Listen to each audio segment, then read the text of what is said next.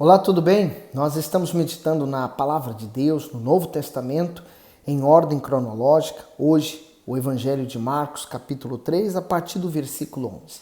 Nós estamos vendo Jesus fazendo milagres, as pessoas estão seguindo a Ele em busca do seu milagre, e nós vamos dar continuidade a essa lindíssima história, não apenas história, mas o Evangelho que nos traz a luz da salvação. Vamos pedir a direção? Eu peço que você partilhe esse vídeo com mais pessoas e dê o seu gosto, tá bom? Ó Deus, nós estamos aqui nesse propósito de poder ouvir a Tua palavra. A Tua palavra é luz, por isso ilumina o nosso entendimento. Eu peço a Ti, em nome de Jesus. Amém. No versículo 11, e os espíritos imundos, vendo, prostravam-se diante dele e clamavam dizendo, Tu és o Filho de Deus. E ele os ameaçava muito para que não o manifestassem. E subiu ao monte e chamou para si os que ele quis, e vieram a ele. E nomeou 12 para que estivessem com ele e os mandassem a pregar, e para que tivessem o poder de curar as enfermidades e expulsar os demônios. Então, quer dizer, esse mesmo poder está à nossa disposição. É o nome dele. Quando nós usamos o nome dele, mas ele nos dá essa autorização. Mas primeiro temos que ter uma preocupação, ser de Deus, né? Quantas pessoas usam o nome dele, mas não são dele. Tanto é que ele fala que no dia do grande julgamento, muitos dirão, Senhor, Senhor, eu expulsei demônios em teu nome. Mas ele vai dizer, nunca vos conheci. Por quê? Porque essas tais pessoas faziam os milagres no nome de Jesus. Porque esse nome faz milagre. Não era ela. Ela nunca conheceu a Deus. Então eu tenho que ter esse cuidado, você, nós. Temos que nos preocupar em sermos de Deus, para Deus, servi-lo. 16. A Simão, a quem pôs o nome de Pedro, e a Tiago, filho de Zebedeu, e a João, irmão de Tiago, os quais pôs o nome de Boanerges, que significa filhos do trovão, e a André, e a Filipe, e a Bartolomeu, e a Mateus, e a Tomé, e a Tiago, filho de Alfeu, e a Tadeu, e a Simão, o cananita, e a Judas Iscariotes, o que o entregou, e foram para uma casa, e afluiu outra vez a multidão de tal maneira que nem sequer podiam comer pão. O comentário do versículo 20, afluiu outra vez a multidão. A quantidade de aflitos em busca de ajuda era tamanha que para atender a grande necessidade daquele povo, o Senhor Jesus mal tinha tempo para se alimentar. Instruir as pessoas e socorrê-las em suas necessidades eram prioridades para ele. A diligência e o zelo do mestre eram tão grandes que ele chegou a dizer, a minha comida é fazer a vontade daquele que me enviou e realizar a sua obra. Vimos isso em João 4,34. Da mesma forma, existe hoje um grande número de oprimidos à espera de pessoas dispostas a levar a eles a mensagem que restaurará suas vidas. Mas os servos precisam se abnegar das suas vontades e trabalhar com disposição e intrepidez.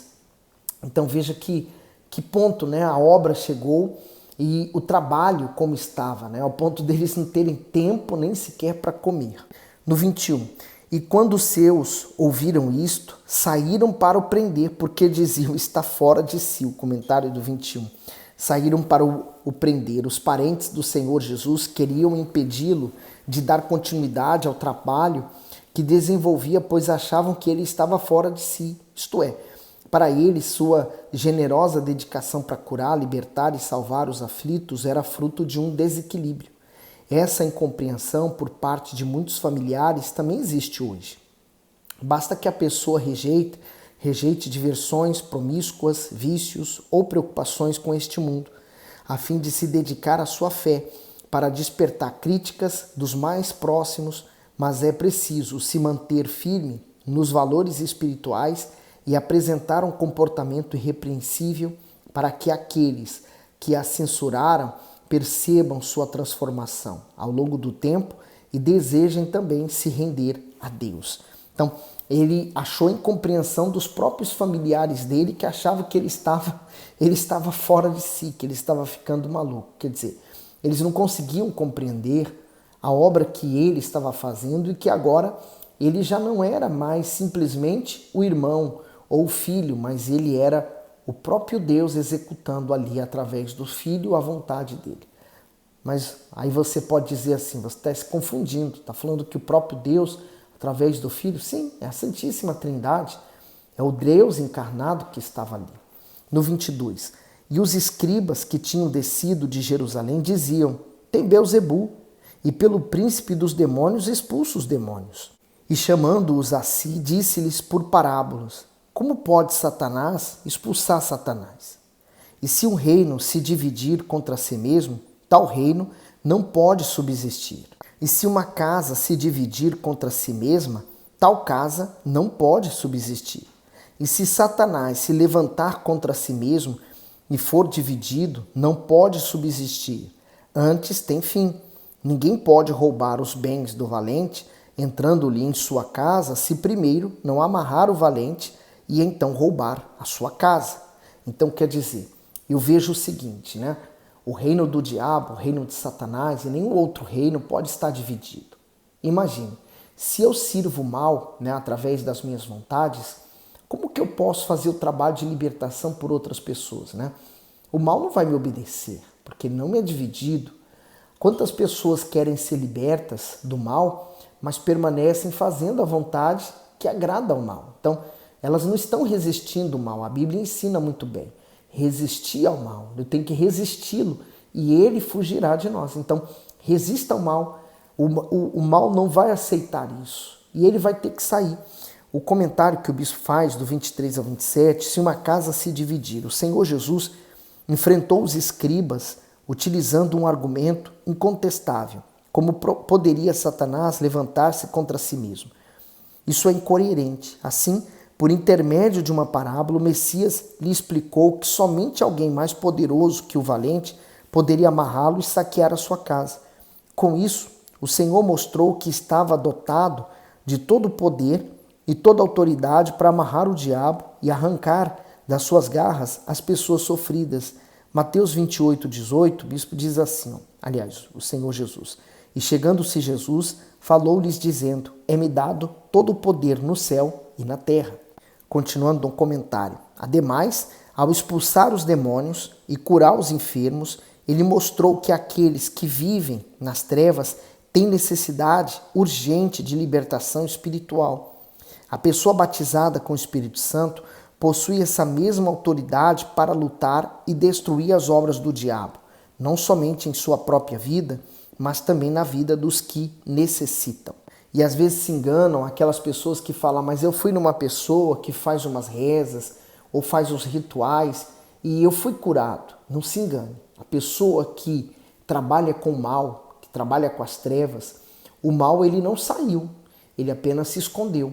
Então, ele tirou a doença de um lugar e coloca em outro. Logo aparece em outro familiar ou mesmo no seu próprio corpo. Enfim, o mal continua trabalhando, agindo, mas ele trabalha com uma ferramenta que ele produz muitos resultados bons para ele, que é o engano.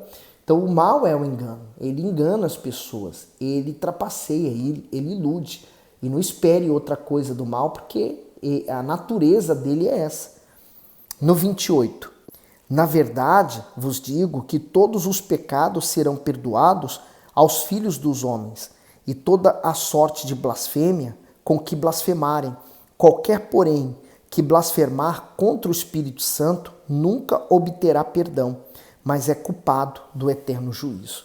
Eu conheço pessoas que às vezes olham para isso aqui e se sentem culpadas, preocupadas. Será que eu não tenho mais perdão? Será que não há mais isso para mim? Bom, primeiro que o perdão que Deus nos concede é o maior tesouro que podemos encontrar e receber neste mundo, porque é um fardo que é tirado de nós. Segunda coisa, o que o Senhor Jesus está dizendo é que eles acusavam que os milagres que Jesus fazia era através do poder do mal, de Satanás. Então esse pecado, né, eles olhavam para a obra de cura, de libertação e falavam que era o próprio Satanás fazendo. Esse pecado não tem perdão. Então aquilo que esses homens ditos de Deus, homens espiritualizados, eles não teriam mais o perdão de Deus porque eles pecaram contra o Espírito Santo. Você já fez isso? Você achou que uma obra de libertação, de cura foi feita pelo diabo? Não. Então, não se preocupe com isso. Continue buscando o perdão de Deus que você vai encontrar. O comentário diz assim, blasfemar. É impossível alguém reconhecer seus pecados e se arrepender deles por si só. Além disso, o homem não consegue nem mesmo entender suas necessidades espirituais e orar como convém. Em Romanos 8, 26, e da mesma maneira também o Espírito ajuda as nossas fraquezas, porque não sabemos o que havemos de pedir como convém, mas o mesmo Espírito intercede por nós com gemidos inexprimíveis. E aí está mais uma função do Espírito Santo na vida daqueles que o buscam, que é o próprio Espírito Santo levar as palavras certas para Deus. Por vezes você nem sabe orar, está tão aflito, angustiado, preocupado, mas o próprio Espírito Santo leva para Deus aquela sua necessidade. Continuando o comentário. Assim, o Espírito Santo é o único capaz de convencê-lo a respeito do arrependimento e da primordialidade da salvação. Mas como ele fará o seu trabalho se for rejeitado? Não há como. Quando a pessoa se opõe ao Espírito, despreza o único meio que existe de conduzi-la ao perdão. Porém, a blasfêmia contra o Espírito Santo não pode ser confundida com os inúmeros tipos de pecado que alguém que está longe de Deus pode cometer. É importante esclarecer isso, porque há muitas pessoas que estão fracas espiritualmente por acreditarem que seus pensamentos e suas ações já a condenaram, julgando com isso que pecaram contra ele. Não caia na tentação de acreditar que seus erros são grandes demais e que por isso você não merece ser ouvido por Deus ou que está desanimado, destinado ao inferno. O Espírito Santo permanece pronto a conduzi-lo de volta à fé. No 30, porque diziam, tem espírito imundo. Chegaram então seus irmãos e sua mãe, e estando fora mandaram-no chamar. E a multidão estava assentada ao redor dele, e disseram-lhe, eis que tua mãe e teu irmão te procuram, e estão lá fora. E ele lhes respondeu, dizendo, quem é minha mãe e meus irmãos? E olhando em redor, para os que estavam assentados junto dele, disse, eis aqui a minha mãe e meus irmãos, porquanto qualquer que fizer a vontade de Deus, esse é meu irmão e minha irmã e minha mãe. O comentário, eis aqui minha mãe e meus irmãos. A intenção do Senhor Jesus não foi desprezar sua parentela, mas ele aproveitou essa situação para explicar que faz parte da sua família todo aquele que realiza a sua vontade e cumpre os seus mandamentos. Veja que privilégio tem os que pertencem a Deus. Eles estão em uma posição extremamente superior à mãe e aos irmãos carnais do Senhor. Ao lhe obedecer, o ser humano se une a ele porque ingressa para a sua família espiritual, na condição de filho do Altíssimo. Sabe o que eu acho forte? É que se eles estivessem também fazendo a vontade de Deus, onde você acha que eles estariam? Fora ou dentro? Assim também. Quem está hoje vivendo a fé na palavra de Deus, está fazendo a vontade de Deus. Então não se preocupe, aqueles que estão fora, muito em breve também estarão aqui dentro. Agora, Lucas capítulo 6. E aconteceu que no segundo sábado, após o primeiro, ele passou pelas searas e os seus discípulos iam arrancando espigas e esfregando-as com as mãos, as comiam. E alguns dos fariseus lhe disseram, por que fazeis o que não é lícito fazer no sábado? E Jesus respondendo lhe disse, nunca leste o que fez Davi quando teve fome, ele e os que com ele estavam? Como entrou na casa de Deus e tomou os pães da proposição e os comeu, e deu também aos que estavam com ele, os quais não é lícito comer senão só aos sacerdotes?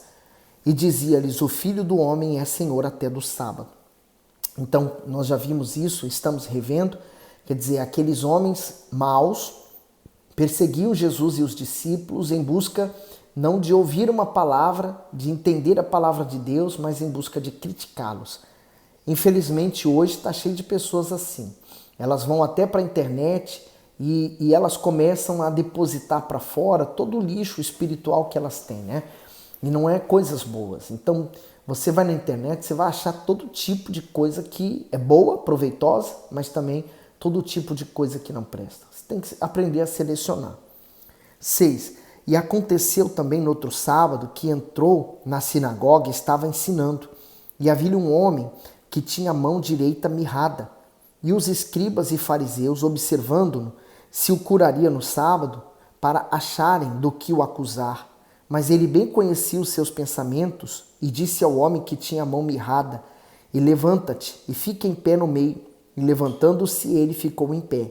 Então Jesus lhe disse: Uma coisa vos hei de perguntar. É lícito nos sábados fazer bem ou fazer mal? Salvar a vida ou matar?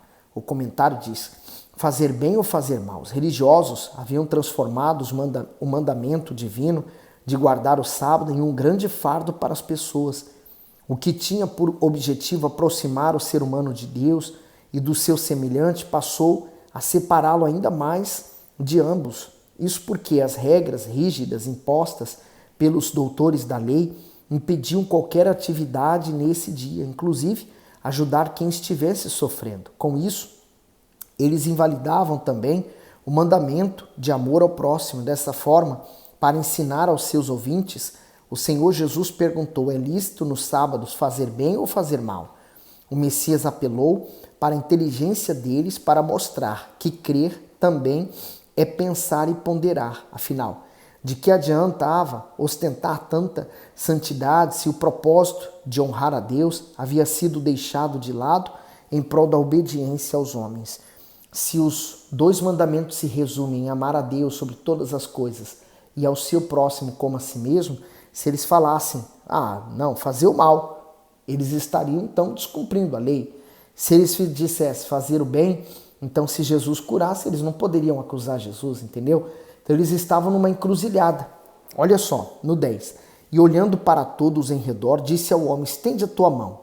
E ele assim o fez, e a mão lhe foi restituída sã como a outra. E ficaram cheios de furor, e uns com os outros conferenciavam sobre o que fariam a Jesus. E aconteceu que naqueles dias saiu ao monte a orar e passou a noite em oração a Deus. O comentário diz: passou a noite em oração. Antes de fazer a escolha dos discípulos, o Senhor Jesus sacrificou o seu descanso para orar. Percebemos com isso sua humildade e inteira dependência do Pai. Ele poderia escolher por si mesmo aqueles 12 homens, mas preferiu não se basear em sua própria vontade. O Altíssimo está disposto a dedicar tempo para ouvir seus filhos, mas nem sempre estes estão dispostos a falar com ele. Eu acho isso tão forte, né? Quer dizer, um grande ensinamento para nós hoje e uma das lições que nós temos que aprender, a oração. Orar, falar com Deus. 13. E quando já era dia, chamou a si os seus discípulos e escolheu 12 deles, a quem também deu o nome de apóstolos: Simão, o qual também chamou Pedro, e André, seu irmão, Tiago e João, filho, Filipe e Bartolomeu, Mateus e Tomé, Tiago, filho de Alfeu, e Simão, chamado Zelote, e Judas, irmão de Tiago, e Judas Iscariotes, que foi o traidor. E descendo com eles, parou no lugar plano, e também um grande número de seus discípulos e grande multidão do povo de toda a Judéia e de Jerusalém, e da costa marítima de Tiro e de Sidom, os quais tinham vindo para o ouvir e serem curados das suas enfermidades, como também os atormentados dos espíritos imundos, e eram curados. E toda a multidão procurava tocar-lhe, porque saía dele poder e curava a todos. O comentário diz assim: curava a todos. O Senhor Jesus é a fonte de saúde para o corpo e para a alma. Sua morte se tornou o remédio eficaz para curar, perdoar, libertar e salvar o ser humano de todas as suas mazelas. Para os que creem, isso está plenamente assegurado, e não se trata de um favor, mas da posse de um direito adquirido na cruz e garantido na palavra de Deus. Isaías 53, 4 e 5. Nós vamos ler só até aqui, depois nós continuamos essa leitura, porque há coisas muito fortes que vamos nos aprofundar nos próximos versículos, tá bom? Que Deus abençoe você abundantemente. Fique com Jesus.